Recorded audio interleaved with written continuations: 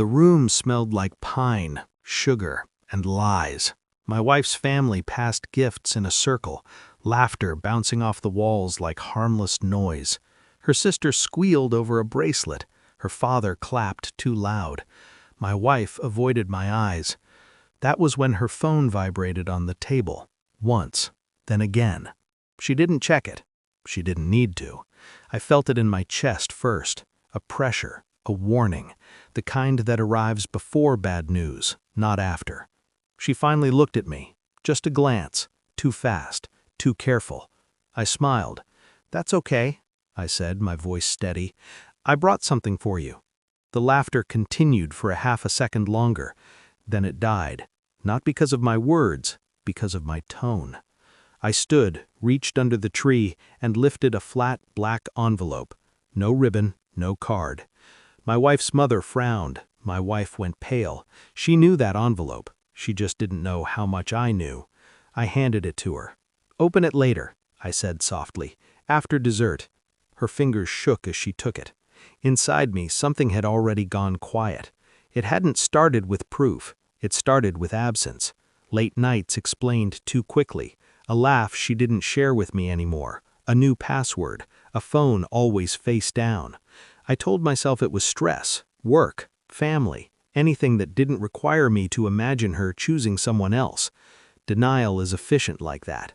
Then came the small mistakes. She forgot our anniversary, but remembered to buy a new dress. She stopped asking where I was, stopped caring when I came home late. People don't stop caring unless they're spending that care somewhere else. The first real crack came when I heard her say a name in her sleep. Not mine. I didn't wake her. I didn't confront her. I memorized it. And then I watched. I watched how she smiled at her phone, how she showered longer, how she became gentler with me, like guilt softened her edges. That kindness hurt more than cruelty ever could. I realized something important then. She wasn't confused, she was managing, and I was the liability. I became careful. I checked phone records, not messages. Patterns matter more than words. Numbers repeating at the same hours, same gaps, same lies. I hired no one, trusted no one. I followed logic. I watched reflections in windows, timed excuses, counted heartbeats when she said, "I'm working late." I took a DNA test, too. Not because I doubted my child, because doubt had already won. Every morning I kissed her goodbye. Every night I listened to her breathe. My face stayed calm. Inside, everything was rehearsing the ending. I gathered screenshots, logs, receipts. I waited. Revenge rushed is sloppy. Truth requires patience. Christmas came. Perfect timing. After dessert, she opened the envelope, slowly. Her breath caught. A sharp animal sound she tried to swallow. Inside were printed call logs, highlighted, photos, hotel receipts, a DNA report clipped neatly on top. She looked at me like a stranger. "What is this?" she whispered. I tilted my head. "What do you think?" Her hands trembled harder now. Tears surfaced instantly, too fast to be honest. "This isn't—" I raised a finger. Silence obeyed. Her family watched, confused, uncomfortable. I leaned close enough for only her to hear. "I know who he is," I said. "I know when, I know how long, and I know the child is mine."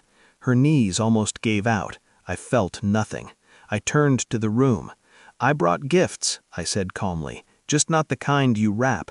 Her mother stood. "What is going on?" I met my wife's eyes one last time.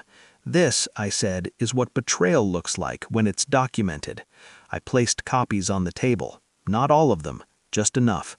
She cried, begged without words, reached for me. I stepped back. "I stayed," I said quietly, "long enough to make sure the truth arrived before I left." Then I picked up my coat. No yelling, no drama, just absence. That was the punishment. Outside, the cold air felt clean. I didn't feel victorious. I felt precise. Betrayal doesn't break you. It reveals what you're capable of surviving. I walked away from the house, the marriage, the version of myself that still hoped. Somewhere behind me, her world was collapsing. Mine was already rebuilt. I didn't look back. I didn't need to. Because the moment she chose to lie, she lost the right to be remembered.